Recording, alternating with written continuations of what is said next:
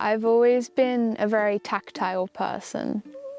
So as long as I'm doing something creative with my hands, I'm not going insane. And music, for me, tends to be the best expression of that because it has that added layer of being able to create something with so much feeling packed into it that you can sort of just take everything and put it into a ball of expression and then throw it out into the world. My name is Darcy Archer and I am a young Australian female film composer currently living in Pajala. I always get asked why I'm here, why I'm in Pajala, and why I was in Sweden even when I was in Piteå. I first arrived in Sweden in 2020 because I was studying at the music school in Newcastle in Australia, and at my music university they gave us the opportunity to go on exchange, and there were 2 exchange locations we could go to. One of them was in Liverpool in England and the other one was at LTU in northern Sweden, and I knew I wanted to go on exchange. I didn't know where, and I saw that and I thought, oh my goodness, I have to go there because that's crazy. To be so close to the Arctic Circle is something that you can barely even imagine in Australia.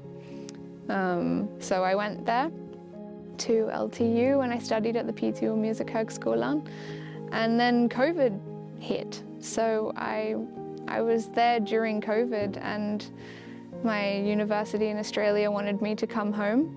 And I said I wanted to stay because I loved it in Piteå so much. And then when I was in Piteå, I hung out with people and I met my partner, and then we had to do long distance for 1.5 years over COVID, and finally the time came and the borders opened and I was able to come back here, and he's a Pajala boy, born and bred, so that's how I ended up here. Music has always been natural for me, but I don't know whether it's nature or nurture. I grew up in a very musical family. My dad is a rock musician. He has a band called Peg and he's the front man, he's the singer. And my mum and dad both believed that it was extremely important to have their kids learn music from a young age. So they put both my sister and I into music lessons super early on. So at first it was just a thing that I was doing. I was practicing it, but I don't think that I recognized how important music was to me in being a means for self-expression until I was older, because it was something that was chosen for me as opposed to something I was choosing for myself. So when I became older, I actually, when I came out of high school, I studied an ancient history degree. That's what I thought I was going to do. And I left music behind, and I realized how stressed I was all the time and how much all I wanted to do was play music, and I was so frustrated that I had to do all of my assessments because I actually just wanted to be playing music. And then I realized how important it was then to have that creative outlet, because I'd always thought that it was just something that I was doing. And now I know that that's actually something I would choose. I'll always choose music. I was drawn to composing music for film through my mother, who's a documentary filmmaker, and I started writing music for her films when I was a teenager. For me, inspiration for composition always comes from emotion.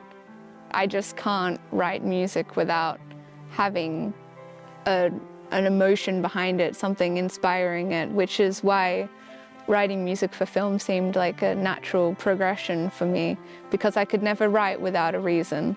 And when I got the chance to write for my mum's films, I understood the stories so well because I'd been raised around her making these films and composing these stories and putting everything together. I was kind of used to that process, so I understood like inherently what she was trying to do.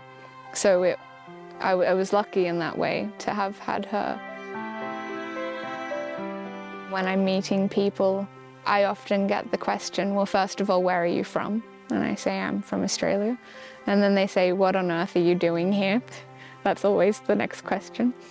And I've also had people say, surely you must find it so quiet or removed.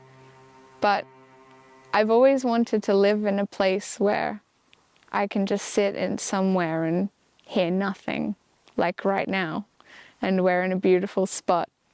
And a place like this in Australia might be packed with people, but I can just sit here and be calm. It's nice to think of being in Pajala almost like an artist's retreat, where I can spend time in nature and do the thing that artists do, where they feel inspired by their surroundings and create magic.